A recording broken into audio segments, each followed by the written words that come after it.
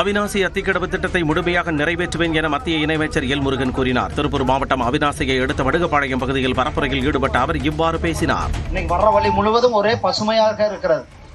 அதுக்கு காரணம் அத்திக்கடவு அவிநாசி திட்டத்தை நம்ம கொண்டு வந்தது.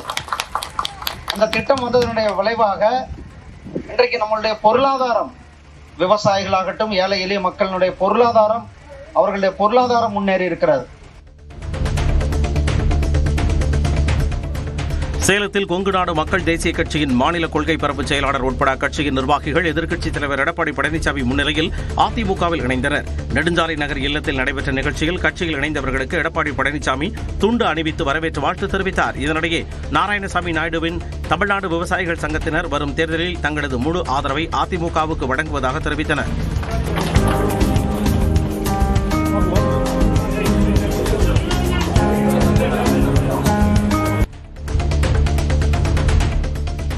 ராமநாதபுரம் மக்களவைத் தொகுதியில் தனக்கு எதிராக நிறைய பன்னீர்செல்வத்தை களத்தில் இறக்கியவர் ஆர்.வி. உதயகுமார் என திமுக வேட்பாளர் ஓ. பன்னீர்செல்வம் குற்றம் சாட்டினார். போடி தொகுதிக்குட்பட்ட கோவிந்த நகரத்தில் பரப்புரையில் ஈடுபட்ட போது இவ்வாறு பேசினார். நான் செவனேன்னு ராமநாதபுரம் போயிடலாம்னு சொல்லி அங்க போய் நாடாளுமன்ற தேர்தலில் போட்டிட்டேன்.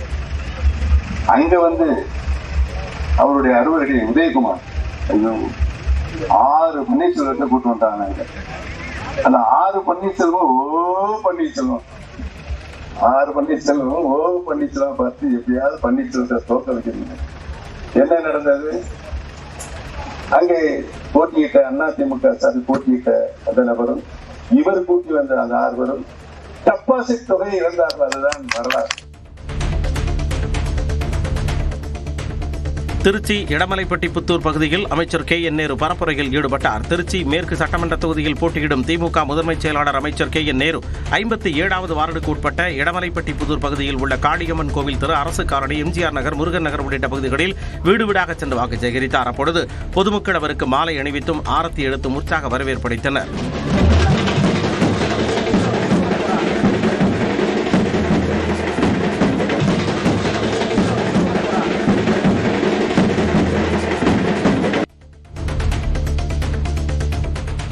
சிலந்தி வலையில் சிக்கிய ஈயாக பாஜகவின் வலையில் எடப்பாடி பழனிசாமி உள்ளதாக இந்திய கம்யூனிஸ்ட் மூத்த தலைவர் முத்தரசன் விமர்சித்தார். அறந்தாங்கி அருகே கொத்தமங்கலத்தில் செய்தியாளர்களை சந்தித்த அவர் திமுக கூட்டணிக்கும் டெல்லிக்கும் இடையேதான் இம்முறை போட்டி எனவும் குறிப்பிட்டார். அவர் சிலந்தி வலையில் சிக்கிய ஒரு ஈ, பாரதிய ஜனதா கட்சியினுடைய வஞ்சக வலையில் விழுந்து விட்டவர். அத்தகைய நபருக்கு பதில் சொல்ல வேண்டிய அவசியம் கிடையாது. ஏன்னா அவருக்கு எங்களுக்கும் போட்டி கிடையாது. எங்களுக்கும் டெல்லிக்கும் தான் போட்டி. கடலூர் மாவட்டம் பண்ருட்டி தொகுதியில் போட்டியிடும் அதிமுக வேட்பாளர் மோகன் முந்திரிக்கொட்டை உடைத்து தீவிர வாக்கு சேகரிப்பில் ஈடுபட்டார். கணிசப்பாக்கம், சித்திரைச்சாவடி, பனப்பாக்கம், பலாப்பட்டு உள்ளிட்ட இடங்களில் வீடு வீடாக சென்று இரட்டை இலை சின்னத்திற்கு வாக்களிக்குமாறு கேட்டுக் கொண்டார்.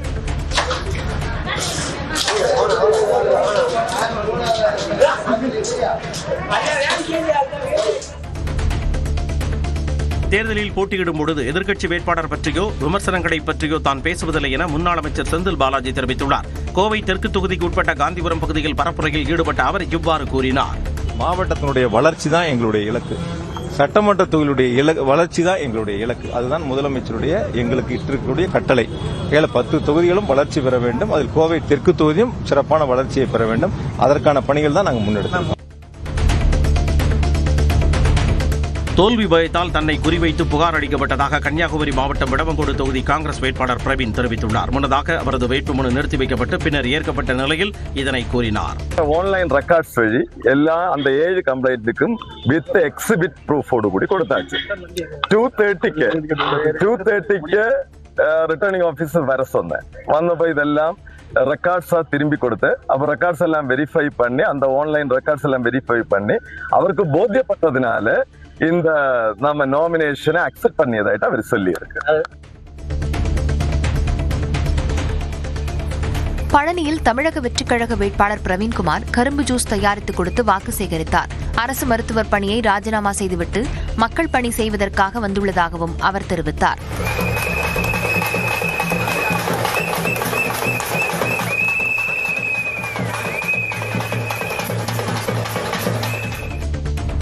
கொடைக்கானல் மேல்மலை கிராமங்களில் வாக்கு சேகரிப்பில் ஈடுபட்ட அதிமுக வேட்பாளர் ரவி மனோகரன் தாங்கள் வெற்றி பெற்றால் மலைவாழ் மக்களுக்கு குளிப்பதற்கு வாட்டர் ஹீட்டரும், குளிரை தாங்க எலக்ட்ரிக் ஹீட்டரும் வழங்க நடவடிக்கை எடுக்கப்படும் என கூறினார்.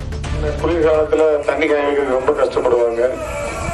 அதே மாதிரி நைட் படுத்தும்போது ரூம் ஹீட்டர் இருந்தா நல்லா இருக்கும். சரி, வாங்கி கொடுக்கலாம்னு சொல்லியிருக்காங்க. ஹொசூர் சட்டமன்ற தொகுதியில் தமிழக வாழ்வுரிமை கட்சி வேட்பாளரின் மனு நிராகரிக்கப்பட்டது. தேர்தல் ஆணையத்தின் இந்த நடவடிக்கைக்கு பின்னால் அரசியல் சதி இருப்பதாக தமாக வேட்பாளராக அறிவிக்கப்பட்ட விஜயகுமார் குற்றஞ்சாட்டினார். தமிழக வாழ்வுரிமை கட்சியினுடைய இந்த வாக்கு எண்ணிக்கை பல இடத்துல பாதிக்கப்படுன்ற காரணத்தினால இந்த வாக்கு எண்ணிக்கையை குறிக்கிறதுக்காகவே இப்படி பண்ணியிருக்காங்க. இது ரொம்ப ஒரு வருத்தத்துக்கான ஒரு செயலாக இருக்குது. கட்டாயமாக தமிழக வாழ்வுரிமை கட்சி ஓட்டு அரசியல் நீங்கள் எங்களை தள்ளி விட்டாலும் நாட்டு அரசியலுக்காக என்றுமே நின்று போராடுவோன்றதை இந்த இடத்துல பதிவு பண்ணிக்கிறோம். பெரம்பலூர் மாவட்டம் குன்னம் தொகுதியில் அதிமுக கூட்டணியில் இந்திய ஜனநாயக கட்சி வேட்பாளர் சரண்யா தனது தேர்தல் பிரச்சாரத்தை அதிரடியாக தொடங்கினார். கீழப்புலியூர் பச்சையம்மன் கோவிலில் சாமி தரிசனம் செய்த அவர் இரட்டை இலை சின்னத்திற்கு வாக்கு சேகரித்தார். வேப்பூர் ஒன்றியத்தின் பல்வேறு கிராமங்களில் மக்களை சந்தித்த சரண்யா விவசாயிகளின் பிரச்சனைகளுக்கு தீர்வு காண்பேன் என உறுதியளித்தார். இந்த பிரச்சாரத்தில் அதிமுக, பாமக, பாஜக நிர்வாகிகள் மற்றும் தொண்டர்கள் உற்சாகத்துடன் திரளாக கலந்து கொண்டனர். கரூர் மாவட்டத்தில் இருவேறு இடங்களில் நடைபெற்ற சோதனையில் 6 லட்சம் ரூபாயை தேர்தல் பறக்கும் படையினர் பறிமுதல் செய்தனர். குளித்தலை பணிக்கம்பட்டி 4 ரோடு பகுதியில் இருசக்கர வாகனத்தில் உரிய ஆவணங்கள் இல்லாமல் கொண்டுவரப்பட்ட 4 லட்சம் ரூபாயை தேர்தல் பறக்கும் படையினர் பறிமுதல் செய்தனர்.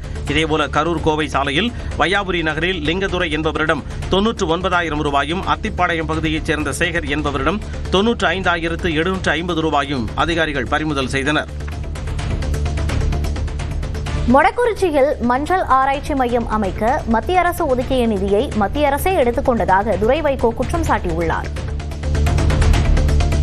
மொடக்குறிச்சியில் மஞ்சள் ஆராய்ச்சி மையம் அமைக்க மத்திய அரசு ஒதுக்கிய 36 கோடி ரூபாயை மத்திய அரசை திருப்பி எடுத்துக் கொண்டதாக மதிமுக முதன்மை செயலாளர் துரை வைகோ குற்றம் சாட்டியுள்ளார். ஈரோடு மாவட்டம் மொடக்குறிச்சியில் மதிமுக வேட்பாளர் செந்தில்நாதனை ஆதரித்து பரப்புரை மேற்கொண்ட அவர் 100 நாள் வேலை திட்டத்திற்கான நிதியை மத்திய அரசு குறைத்து வருவதாக குற்றம் சாட்டினார். அவங்க இருக்கிற சட்டமன்ற உறுப்பினர் ஆளுங்கட்சியை சார்ந்தவங்க, அவங்க 36 கோடி மதிப்பிலான அந்த மஞ்சள் ஆராய்ச்சி மையம் அந்த இன்னைக்கு காணாம போச்சு. நமக்கு நம்ம தொகுதிக்கு வந்த அந்த இது வரல. புதுக்கோட்டை மாவட்டம் ஆலங்குடியில் அமைச்சர் மையநாதனை ஆதரித்து பிரச்சாரம் செய்த இந்திய கம்யூனிஸ்ட் தலைவர் முத்தரசன் எதிர்க்கட்சித் தலைவர் எடப்பாடி பழனிசாமியை பாடல் பாடி விமர்சித்தார். வஞ்சகன் விரித்த வலை, பாஜக என்கிற வஞ்சகன் விரித்த வலையில் அவர் அகப்பட்டுக் கொண்டார். சொந்த சுயநலத்திற்காக டெல்லி கூப்பிடுறாரு, ஒரு ஓடுறாரு. சம்பந்தி வழக்கை முடிக்கவே இத்தகைய அரசியல் நகர்வுகள் நடப்பதாகவும் அவர் குற்றம் சாட்டினார். மதுரவாயில் தொகுதியில் போட்டியிடும் அதிமுக முன்னாள் அமைச்சர் பெஞ்சமின் ராமாபுரம் பகுதியில் தீவிர வாக்கு சேகரிப்பில் ஈடுபட்டார். அப்போது அவருக்கு ராட்சத கிரேன் மூலம் பிரம்மாண்ட மாலை அணிவிக்கப்பட்டது. திறந்தபடி வாகனத்தில் வீதி வீதியாக சென்ற பெஞ்சமின் கூட்டணி கட்சியினருடன் இணைந்து இரட்டை இலை சின்னத்திற்கு ஆதரவு திரட்டினார். பட்டாசுகள் முழங்க பெண்கள் ஆரத்தி எடுத்து அவரை வரவேற்றனர்.